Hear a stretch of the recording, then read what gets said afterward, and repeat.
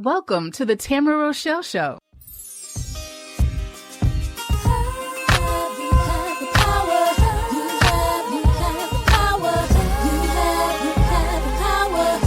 Change your life. It's not easy when life is a challenge, but as women with goals and dreams, we find balance.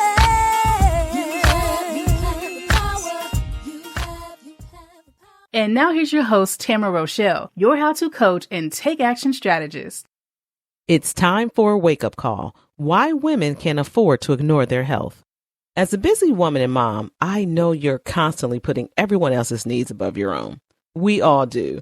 And sometimes you feel guilty when you prioritize yourself and take time out for yourself, even when it comes to your health. Listen, it's time to shift that thinking. We have to shift that thinking. Taking care of yourself isn't selfish. In fact, it's very necessary. You can't pour from an empty cup, and your health is your foundation. If you're not healthy, you can't help others. And if you don't take care of you, you may not even be around to help and support the ones you love the most. And that's exactly how my doctor put it to me when he gave me my wake-up call.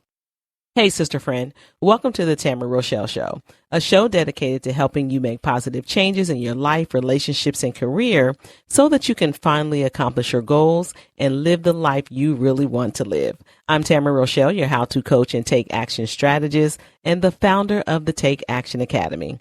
Today, I want to talk about a topic we sometimes avoid, our health.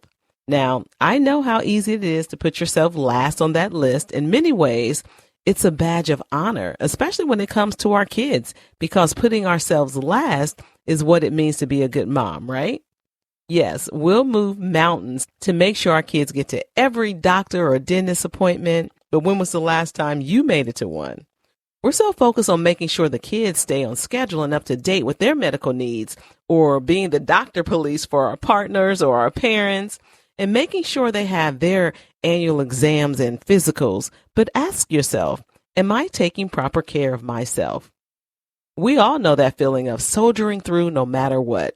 Even when you're not feeling good or feeling quite right, we convince ourselves that we're okay because we feel fine or not that bad.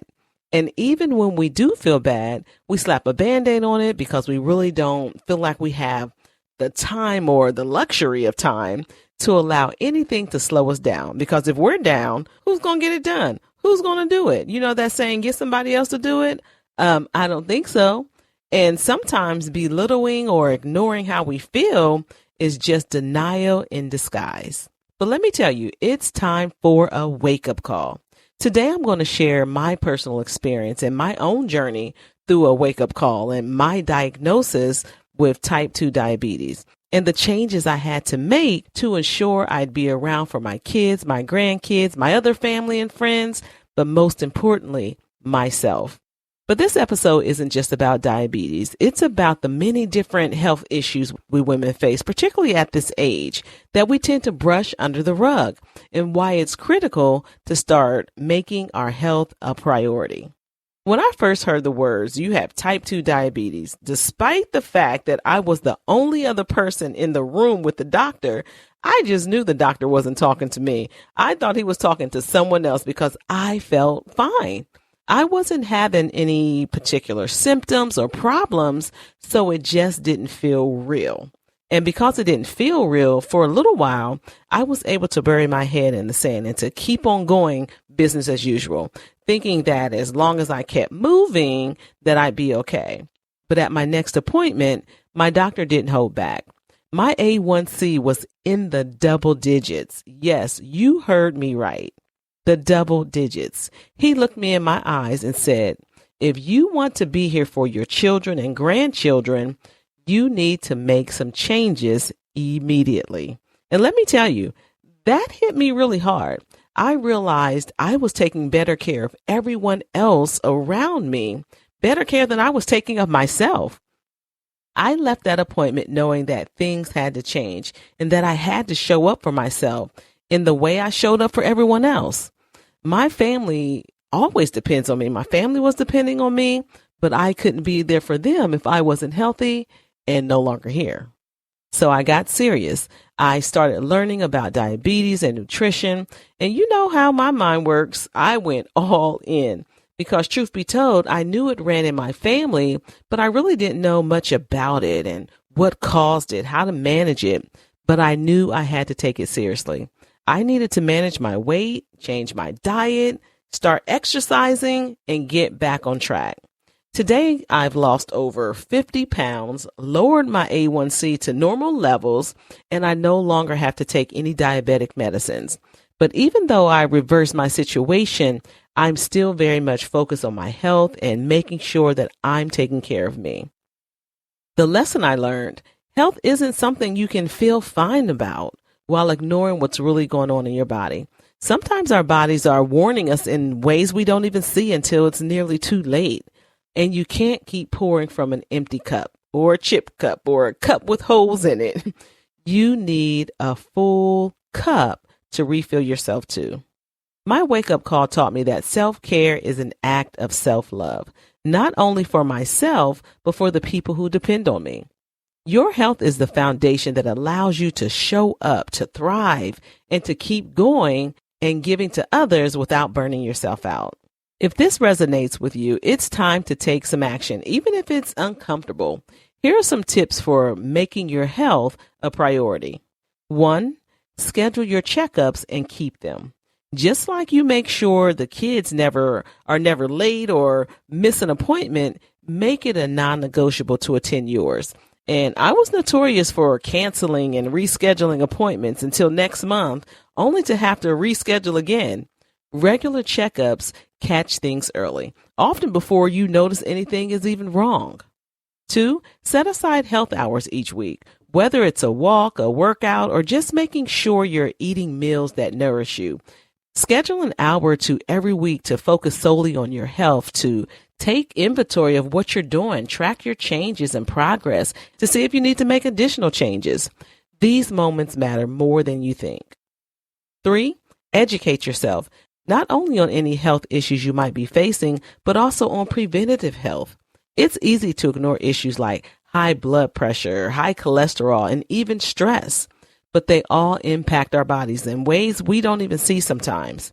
Take a little time to learn about conditions that are common for women our age or that might run in your family, like heart disease, diabetes, and breast health, and make lifestyle choices that support prevention. 4, build a support system. Let your family and friends know what you're working on and ask for support. The people who care about you, they want to see you healthy and happy, and involving them can make your journey a little easier. But as always on the show, I try to go deeper than just sharing my story and giving you advice and tips. And as I said earlier, this episode isn't just about diabetes. It's about the many different health issues we women tend to brush under the rug. So I also want to give you some strategies and ways you can implement these strategies in real life in real time. So here are a few steps you can start taking right now. 1, book one appointment today, whether it's a physical, a mammogram, or a dental checkup. Choose one area of your health and make that appointment. You'd be surprised how this small action can create a ripple effect. 2, set a weekly health goal. Begin with something manageable like walking for 15 minutes a day or incorporating a few more vegetables into your meals. Each small step adds up over time. 3, find an accountability partner. If you have a friend or a family member who also wants to make their health a priority, team up. Check in on each other weekly, share progress, and keep each other motivated. So you know what time it is. It's time for one of my favorite parts of the show, Ask Tamara, where I answer questions from sister friends around the world who just need a little bit of advice or wisdom as they navigate their life, relationships, and career and continue to make important decisions in their life and just want another perspective. Today's question comes from a sister friend in Cleveland, Ohio. She writes, Tamara, I'm a mom of 3 and I work full time. I know I should be working out or eating better, but it feels like there's just no time. I'm tired and overwhelmed, and self-care feels like one more thing on my to-do list. Boy, doesn't that sound familiar. How can I make it easier to prioritize my health without it feeling like a burden? This is a great question, sister friend, and one I totally understand. First off, Take the pressure off yourself to make big changes all at once. Start small. Maybe your self-care this week is taking that 10-minute walk I mentioned earlier. Maybe taking a 10-minute walk after lunch, or swapping out one sugary drink, or giving up soda, whatever feels manageable to you. Gradual changes are easier to maintain, and over time, they'll start adding up. Don't aim for perfection. Aim for consistency. You're doing a lot, and sometimes even a little step is a victory worth celebrating. But also know that adding consistency to your schedule, that also takes time. You might have to streamline some of your other activities to accommodate some of the new habits and routines you want to create for yourself. When I was on my juicing journey, it took time to prepare the juice and to make the juice. I had to build that time into my weekly schedule to get it done. Remember, I always say that your schedule needs to reflect what matters to you most. As your priorities change, so should your schedule and where you spend your time and attention. And unfortunately, the only way to make more time in your busy life is to make some cuts. There, I said it. There is no magic pill, just new and better choices and decisions. Sister friend, if there's one thing I want you to take away from this episode, it's that your health matters as much as everything else in your life, everything else that you're juggling. You're the anchor, and if you're not well, everything around you is affected. Start prioritizing your health, not just for yourself, but for everyone who loves and depends on you. Remember, taking care of you is also taking care of them.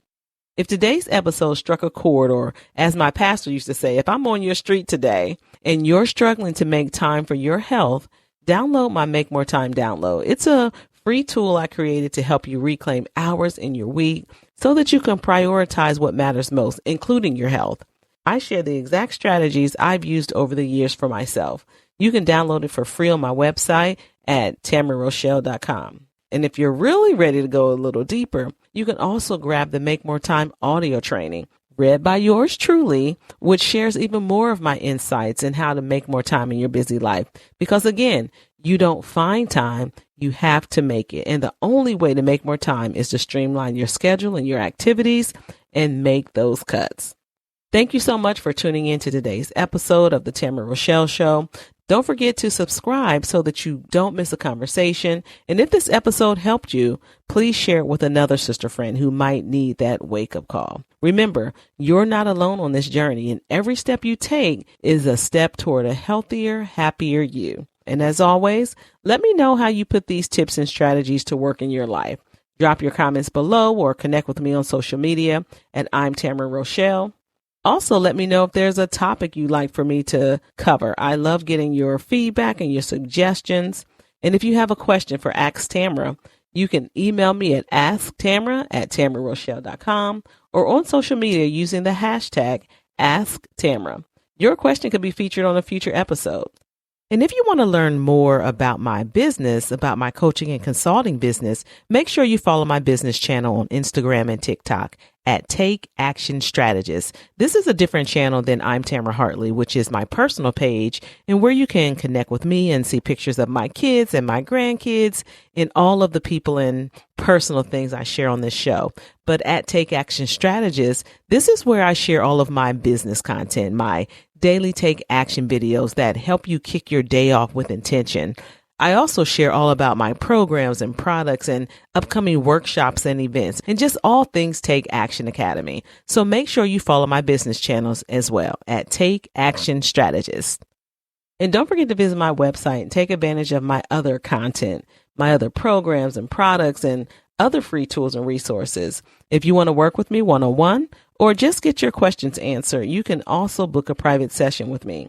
Just go to my website and click on the Work With Me tab. Thanks for tuning in and spending this time with me. You know, I always try to keep it real and keep these episodes short but impactful.